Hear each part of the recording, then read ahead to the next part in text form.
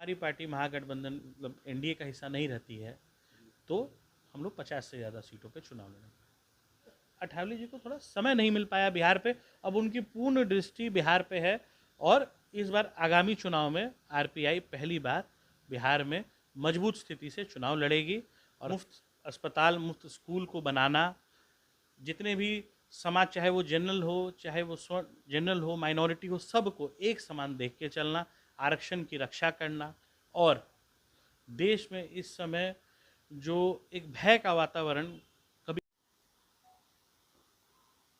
Republic party of India ए ये आपको प्रदेश अध्यक्ष बनाया गया है, कैसे पार्टी को संगठन को जो है बिहार में मजबूत किया गया है? देखिए, Republic party of India Athawale जो है ये पूर्ण रूप से बिहार में सक्रिय राजनीति में इस समय आ चुकी है और इस बार हमारे आने वाले चुनाव में 2025 में जो फिलहाल अब तक लग रहा है उसमें 50 से ज़्यादा उम्मीदवारों का पार्टी ऐलान करेगी। तो क्या लग रहा है कि आने वाले समय में आप गठबंधन भी किसी के साथ करेंगे या स्वतंत्र लड़ेंगे? देखिए, पार्टी अभी हमारी एनडीए के साथ गठबंधन में है। अगर गठबंधन से हमें सीट मिलेगा तो जो भी सम्मानित सीट होगी, जो भी हमारे राष्ट्रीय अध्यक्ष तय करेंगे वो होगा, उतनी सीटों पे हम लड़ेंगे। लेकिन अगर हमारी पार्टी महागठबंधन मतलब एनडीए का हिस्सा नहीं रहती है तो हम लोग 50 से ज़्यादा सीटों पे चुनाव लड़ेंगे। 50 सीट से चुनाव आप लड़ेंगे, क्या लगता है कितने आप उसमें से आप सर्वाइव कर पाएंगे? 50 सीट में 4 सीट तो जरूर जीतेंगे। 4 सीट बिहार में ऐसा है जो आरपीआई जब चाहे तब जीत सकती है चुनाव लड़के। आरपीआई का तो अभी उतना महत्व नहीं है बिहार में, प्रभाव नहीं है। आरपी आपका क्या कैसे प्रभाव को बढ़ाएंगे? आरपीआई कैसे प्रभाव में नहीं है?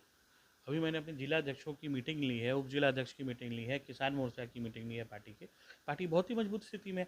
हाँ, ये अलग बात है कि अब तक अठावले जी को थोड़ा समय नहीं मिल पाया बिहार पे, अब उनकी पूर्ण दृष्टि बिहार पे है और इस बार आगामी चुनाव में आरपीआई पहली बार बिहार में मजबूत स्थिति से चुनाव लड़ेगी और हम देखिए, हमारी पार्टी में ना कैंडिडेट्स हवा या पैराशूट वाले नहीं आते हैं, वो उन्हीं को बनाया जाता है जो पार्टी में सक्रिय राजनीति में भाग लिए हुए हों और जो पार्टी के लिए लगातार लड़ रहे हैं, अपना बलिदान दे रहे हैं और आज तक बलिदान और अपना पूरा समय, अपना पूरा जीवन पार्टी पर निछावर करते हुए आए। हम लोग बाहर से पैराशूट कैंडिडेट नहीं लाते हैं। आप लोग चुनाव लड़ने की बात कर रहे हैं, इससे पहले भी देखा गया कि आपने कई तरह के जो है युवाओं को रोजगार देने का काम किया, हेल्थ कैंप के माध्यम से जो है गरीबों को जो है इलाज करवाने में जो है अपना अहम योगदान दिया। तो क्या कुछ रहेगा, मतलब चुनाव को लेकर पार्टी का मैनिफेस्टो क्या रहेगा? पार्टी का मैनिफेस्टो पूर्ण रूप से दलित, शोषित, वंचित, जनरल और माइनॉरिटीज़ को एक साथ लेके चलना, मुफ्त अस्पताल, मुफ्त स्कूल को बनाना, जितने भी समाज, चाहे वो जनरल हो, चाहे वो जनरल हो, माइनॉरिटी हो, सबको एक समान देख के चलना, आरक्षण की रक्षा करना और देश में इस समय जो एक भय का वातावरण कभी कभी उत्पन्न हो जाता है उससे देश को बचा के रखना। और महिलाओं के इस बार मान के चलिए कि 60% हमारे पार्टी से महिला ही चुनाव लड़ेंगे। रिपब्लिक पार्टी जो है सर, आप दलितों को कितना प्रभावित कर पाएंगे बिहार में, क्योंकि एक दलित वर्ग भी आते हैं अठावले साहब और काफ़ी उनकी नाम है और राष्ट्रीय पार्टी भी है, तो आप यहाँ बिहार में कितना दलितों के बीच प्रभाव देंगे? अठावले जी का नाम ही काफ़ी है दलितों के बीच में। दलित समाज के हमारे जितने भी भाई बहन हैं उनके अंदर खुशी की लहर दौड़ गई है जब से मुझे प्रदेश अध्यक्ष बनाया गया और आरपीआई पूर्ण रूप से बिहार में सक्रिय राजनीति में भाग ले चुकी है जब से। और आप समझ लीजिए कि 5 दिन आज मुझे या 6 दिन हो रहे हैं पार्टी का पद ग्रहण किए हुए और मुझे अब तक 4-5 हज़ार से ज़्यादा दलित समाज से कॉल बधाई का आ चुका है। वो सारे लोग हमारे पार्टी में जुड़ना चाह रहे हैं और मैं आपको बता देता हूँ, मैं आपको कुछ ज़िले बता दूंगा कि जिस जिले में आरपीआई चुनाव लड़ेगा और एकदम संपूर्ण बहुमत से जीतेगा। बिहार में दो पार्टी का, दलित पार्टी का उपयोग हो चुका है, बहुजन समाज पार्टी और आपकी। क्या लगता है कि बहुजन समाज को आप किस तरह से ये करेंगे कि जिससे रिपब्लिक पार्टी में जो है इन सब के बीच कैसे अपने आप को स्थापित कर पाएंगे? देखिए, बहुजन समाज पार्टी में मायावती कितना बार बिहार आती है हमको आपको बताने की ज़रूरत तो है नहीं, लेकिन ठावले जी हर 6 महीने में 2-3 दौरे में रहते हैं और अब पार्टी जब से सक्रिय हो गई है बिहार की राजनीति में, तो हर महीने हमारे जो भी कार्यक्रम रहेंगे उसमें ठावले जी मौजूद रहेंगे और अपना मार्गदर्शन से दलित समाज को आगे बढ़ाते रहेंगे। सर, बिहार की राजनीति कहीं ना कहीं अब जो है काफ़ी ही टफ होते जा रही है, और आज जो है प्रशांत किशोर की नई राजनीतिक पार्टी का भी बिहार में एंट्री हो चुका है, तो कैसे देखते हैं? और चूंकि प्रशांत किशोर का पहला मैनिफेस्टो है कि बिहार में शराबबंदी खत्म करेंगे। अब प्रशांत किशोर पांडे जी से मैं क्या ही आशा रखूं? गांधी जी की विचारधारा की पार्टी बोलते हैं। गांधी जी का तो विचार सबसे पहला तो मुझे लगता है यही था कि शराबबंदी पूर्ण रूप से हो, नशा मुक्त हो। शराब के विरोधी रहे हैं। जन स्वराज के पोस्टर में उनको लगता है साइड में काला काला महात्मा गांधी का ही चित्र बना रहता है ना। तो अब क्या ही हम उनसे बोले। प्रशांत किशोर पांडे जी का अपना विचार है, वो अपने विचार की राजनीति कर रहे हैं।